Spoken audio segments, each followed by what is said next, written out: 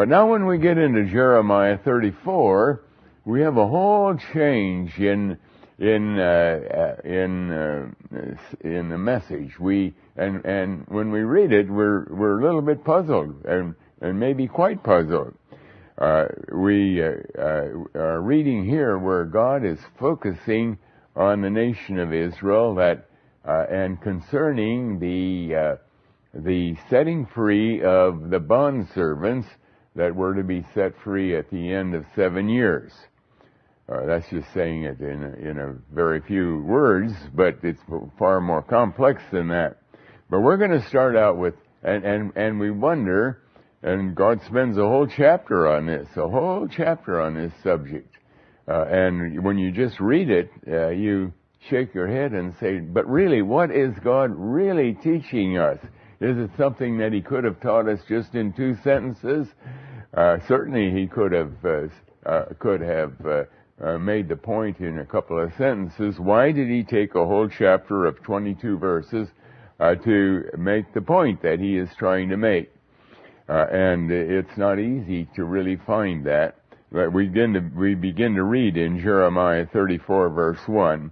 The word that came unto Jeremiah from Jehovah when Nebuchadnezzar king of Babylon and all his army and all the kingdoms of the earth of his dominion and all the people fought against Jerusalem and against all the cities thereof, saying, Thus saith Jehovah, the God of Israel, Go and speak to Zedekiah king of Judah, and tell him, Thus saith Jehovah, Behold, I will give this city into the hand of the king of Babylon.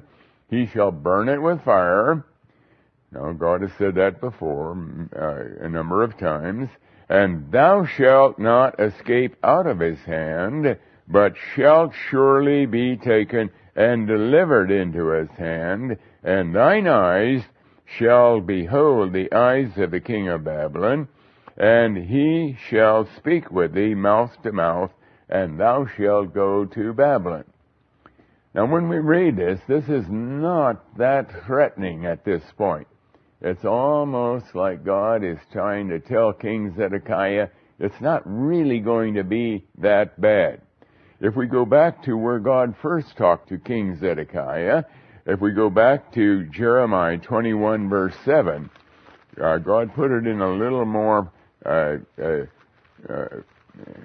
forceful and threatening language. So let's start with verse 3 of Jeremiah 21.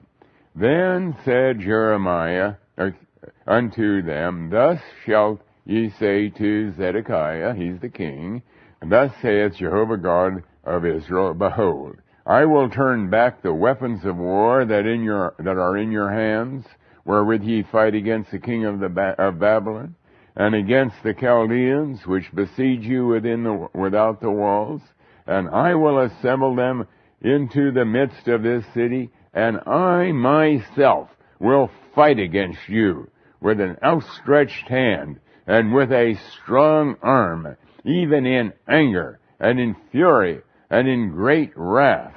And I will smite the inhabitants of this city, both man and beast. They shall die of a great pestilence.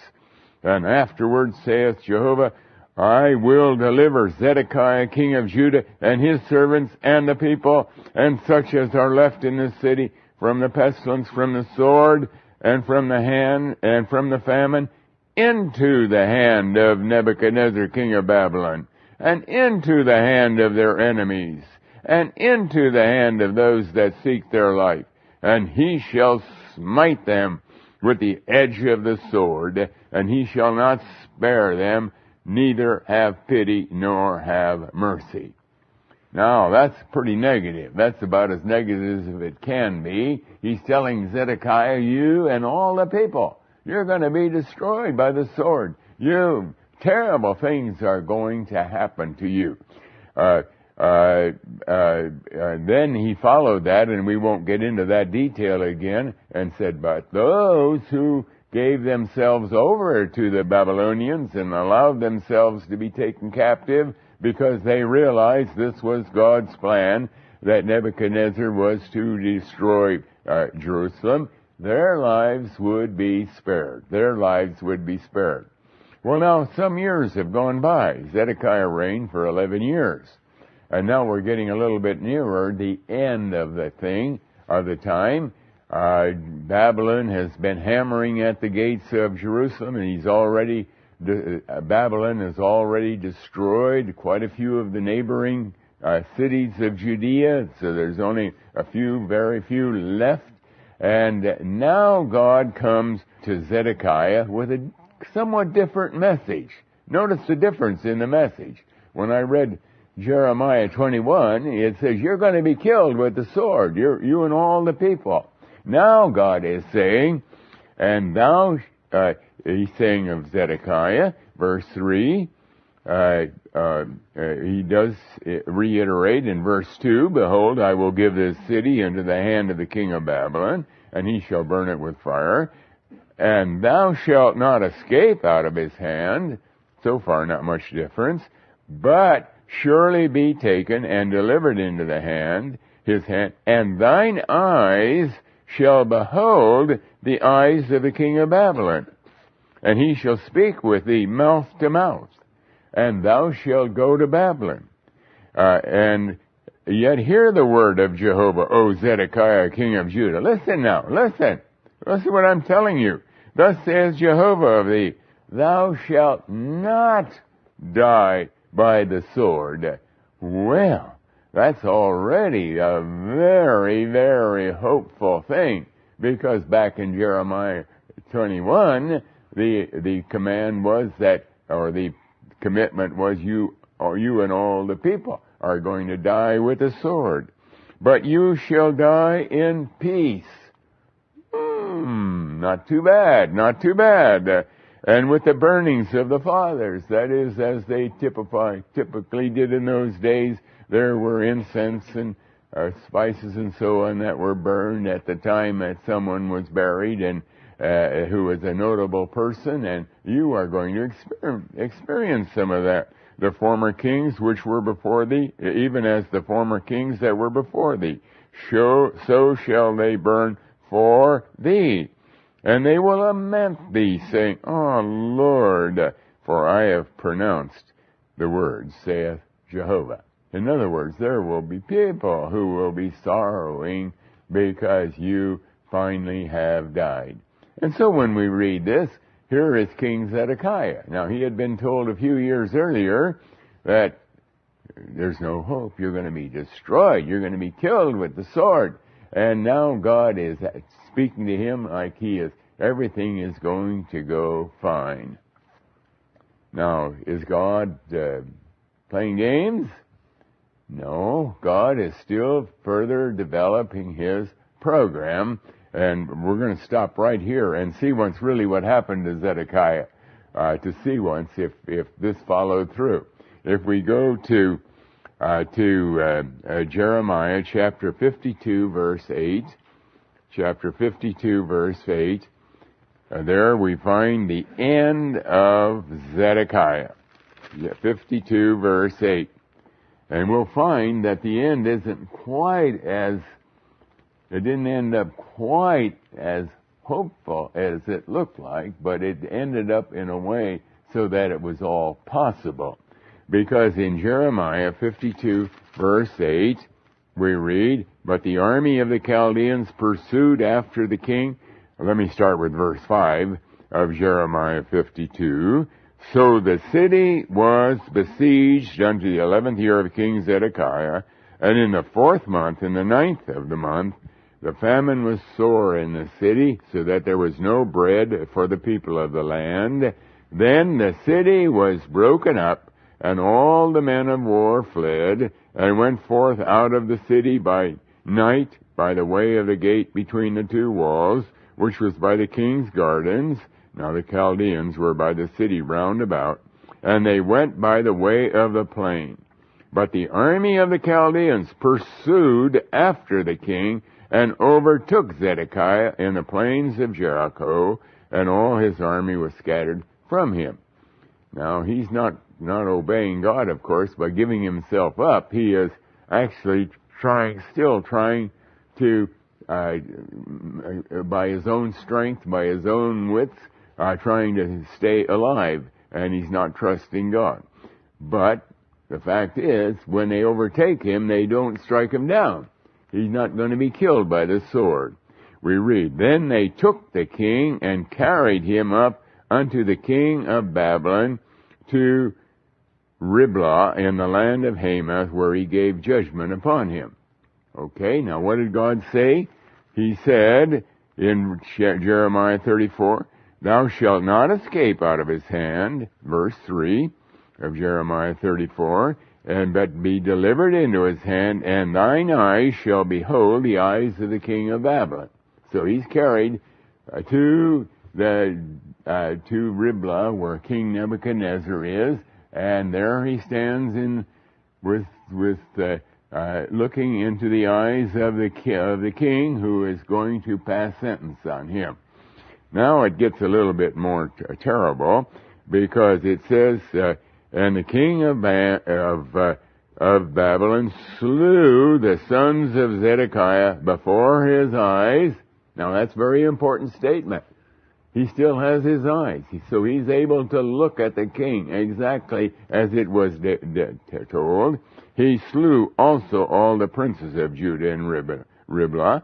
Then he put out the eyes of Zedekiah." In other words, he did not pronounce he has to be executed. He's not going to die by the sword. He's actually going to die in prison, as we're going to find here.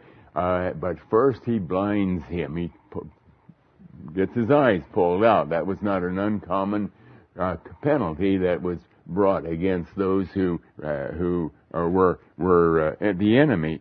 "And the king of Babylon bound him in chains and carried him to Babylon and put him in prison till the day of his death." Now, that's all that God has to say about it, but we do know that just because he was put in prison till the day of his death does not mean that he did not have peace. Did not mean that when he died there would be those who would be weeping and mourning over him. Remember the later on the son or the descendant of Nebuchadnezzar. We read in 2 Kings, the last chapter, and there we read about Jehoiachin, who was the king that had been taken captive before Zedekiah. And Evil-Merodach, in verse 27 of 2 Kings 25, king of Babylon, in the 37th year of his captivity, he did lift up the head of Jehoiachin, king of Judah, out of prison, and he spoke kindly to him, and set his throne above the throne of the kings that were with him in Babylon, and changed his prison garments, and he did eat bread continually before him all the days of his life. And so it must mean that when they were put in prison, because they were kings, at least the kings treated them with some kind of an honorable fashion. In fact, in the case of Jehoiachin, finally he actually was taken out of prison and given very high honors, even though he was a captive king. So at least we can, based on what we read in Jeremiah 34, Zedekiah too, while he was put in prison, nevertheless, he must have been treated with some honor, because the Bible says you're going to die in peace. And they are going to be saying, how did he put it in Jeremiah 34?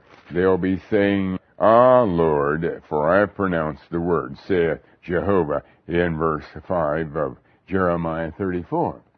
So, God now, let's back up now. God has come to King Zedekiah, and this is a much softer promise, way softer than what we read in Jeremiah chapter 21, the way he had spoken to Zedekiah earlier. And as we read this, we wonder, why did God do this? Why did God do this? But then something very, very curious follows. Very, very curious follows. Because then, when we read, let's go on in verse 6. Then I'm reading Jeremiah 34, verse 6.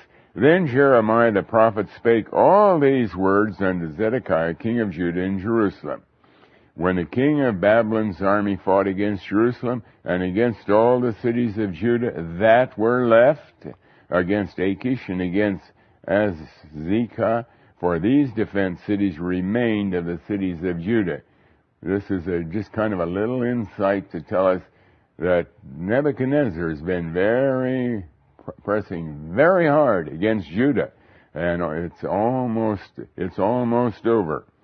And then God said in verse 8, this is the word that came unto Jeremiah from Jehovah. After that, King Zedekiah, and this is what is absolutely surprising, that after that the king Zedekiah had made a covenant with all the people that were at Jerusalem to proclaim liberty unto them, that every man should let his manservant and every man his maidservant, being a Hebrew or a Hebrewess, go free, that none should serve himself of them, of a Jew his brother. What a curious thing. Why am I saying that? Because, go on, in verse 14, where God speaks about this. Let me read verse 14. Later on, we'll look at it in a little more detail. At the end of 7 years, let ye go every man his brother in Hebrew, which has been sold unto thee, and when he hath served thee 6 years, thou shalt let him go free from thee. But your fathers hearkened not unto me, neither inclined their ear. So here we sit. We're looking at this chapter 34 and asking the $64 question, so to speak. Why does God introduce this now? They are right on the threshold of being destroyed. City after city around Jerusalem has already been destroyed. The enemies are pressing hard, and now God guides them into a situation or into an obedience that had never been obeyed before. And it's incredible that now on this last time, they now get the message, well, we better obey that. We better let our bondservants go free. But then the next thing, they turned around. We read in verse 15, but ye are now turned, and had done right in my sight, in proclaiming liberty, every man to his neighbor, that ye made a covenant before me in the house which is called by my name.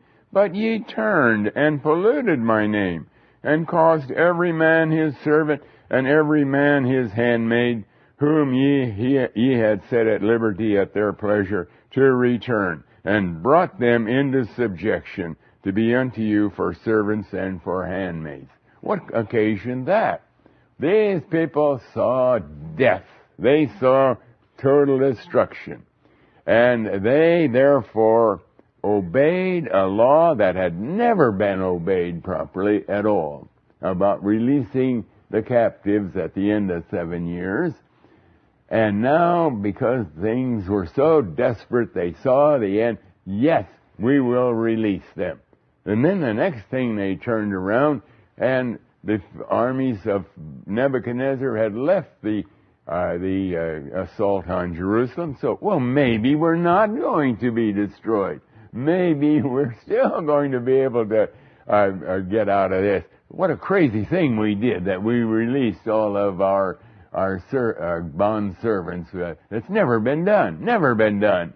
And they brought them all back again into bond servitude.